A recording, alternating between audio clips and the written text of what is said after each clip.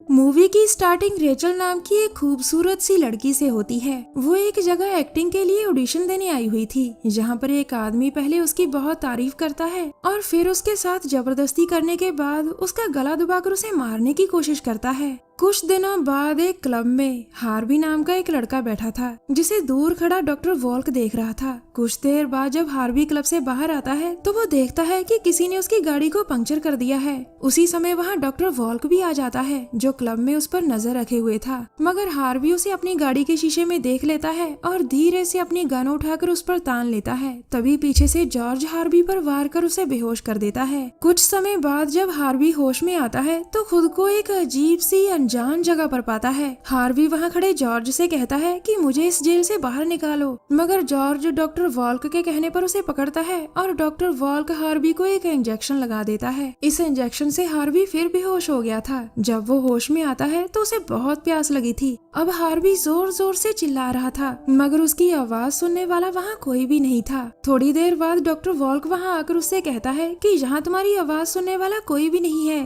तुम्हारे चीखने चिल्लाने का यहाँ कोई फायदा नहीं।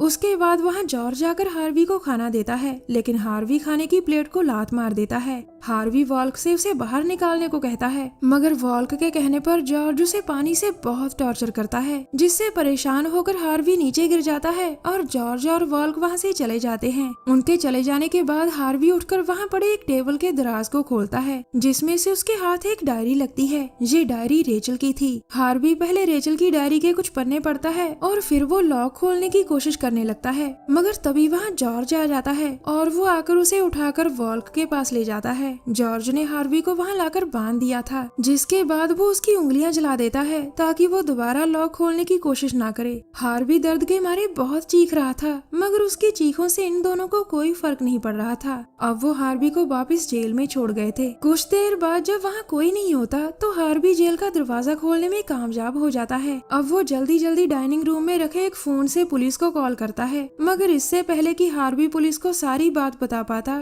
डॉक्टर वॉल्क किसी स्विच को ऑफ ऑन करता है, जिससे फोन का कनेक्शन कट जाता है और घर में एक अलार्म बजने लग जाता है। अलार्म की आवाज सुनकर हार्वी घर से भागने की कोशिश करता है, लेकिन डॉक्टर वॉल्क और जॉर्ज भी उसके पीछे पीछे ही थे, जिसके बाद जॉर्ज हार्वी को पकड़कर उसे वापस जेल में डाल देता है। कुछ देर बाद एक पुलिस वाला डॉक्टर वॉल्क के घर आता है, मगर जब कई बार डोरबेल बजाने पर भी दरवाजा नहीं खुलता तो वो वहाँ से चला गया था। दूसरी तरफ घर के अंदर हार्वी को बहुत तेज आवाज से टॉर्चर किया जा रहा था, जिससे परेशान होकर वो अपने कानों पर अपने हाथ रख लेता है। तभी जॉर्ज वहाँ आकर पहले हार्वी को इलेक्ट्रिक शॉक देता है और उसके बाद डंडे से उसकी बहुत पिटाई करता है। हार्वी की पिटाई करने के बाद जॉर्ज उसके लिए खाना भी लेकर आया था, लेकिन हार्वी ने अभी खाना शुरू भी नहीं किया था कि जॉर्ज उसे खाना वापस मांग लेता है। अब हार्वी चुपके से खाने से एक हड्डी निकालकर उसे अपने पास छुपा लेता है और फिर जॉर्ज को खाने की प्लेट वापस कर देता है। जब हार्वी जेल में अकेला होता है तो वो हड्डी को घिसकर उसे नुकीला बनाने लग गया था। फिर जब उसे किसी के आने की आहट सुनाई देती है तो वो हड्डी को अपने गद्दे के नीचे छुपा लेता है। अगले दिन डॉक्टर वॉल्क के घर फिर पुलिस आती है। इस ऑफिसर का नाम जेनेट था। जेनेट वॉल्क से कहती है कि हमें आपके घर से फोन आया था। ये सुनकर वॉल्क उसे बताने लगता है कि मेरी एक बेटी है जो एक्ट्रेस बनना चाहती है और उसका नाम रेचल है। जेनेट की आवाज सुनकर हार्वी उससे मदद मांगने की कोशिश करता है, लेकिन जॉर्ज उसे ऐसा करने नहीं देता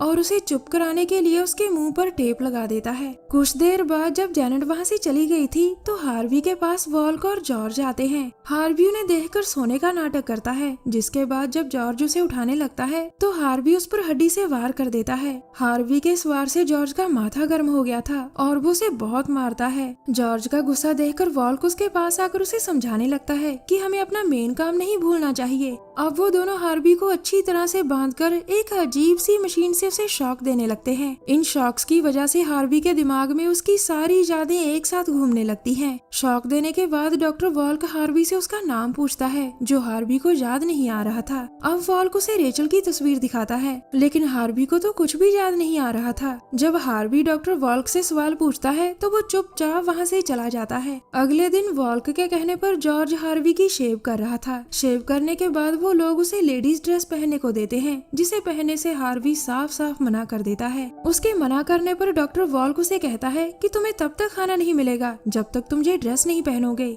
डॉक्टर वॉल्क की धमकी काम कर गई थी, जिसके बाद हार्वी को मजबूरन वो लेडी ड्रेस पहननी ही पड़ती है। कुछ देर बाद डॉक्टर वॉल्क हार्वी को अपनी फुल बॉडी वैक्स करने को कहता है और साथ ही साथ उसे नेल पेंट लगाने को भी दी जाती है। जब हार्वी वॉल्क की सारी बातें मान लेता है तो वो हार्वी का ऑपरेशन कर देता है, जिससे हार्वी दर्द के मारे बहुत रो रहा था। कुछ देर बाद हार्वी को बहुत तेज बुखार हो गया था। उसका बुखार देखकर वॉल्क उसे रूम में शिफ्ट कर देता है। अगले दिन उनके घर फिर से जैनेट आती है ताकि उससे दोबारा पूछताछ कर सके। जब जैनेट वॉल्क से फिर से पूछताछ कर रही थी तो हार्वी उसकी आवाज सुनकर उठ जाता है और जोर जोर से चिल्लाने लगता है। उसकी चीख सुनकर जैनेट डॉक्टर वॉल्क पर गन तानकर उसे वही रूम दिखाने को कहती है जिसमें उन्होंने हार्वी को रखा था। इससे पहले कि जैनेट हार्वी की कोई मदद कर पाती, जॉर्ज उसे शूट कर मार देता है। लेकिन उसे मारकर जॉर्ज बहुत दुखी था क्योंकि उसने आज किसी इनोसेंट की जान ले ली थी। अब वो दोनों जैनेट को घर के बाहर दफन कर देते हैं और उसकी सारी चीजें और आईडी को जला देते हैं। अगले दिन डॉक्टर वॉल्क हार्वी का एक और ऑपरेशन कर उसे पूरी तरह से लड़की में बदल देता है। 4 महीनों बाद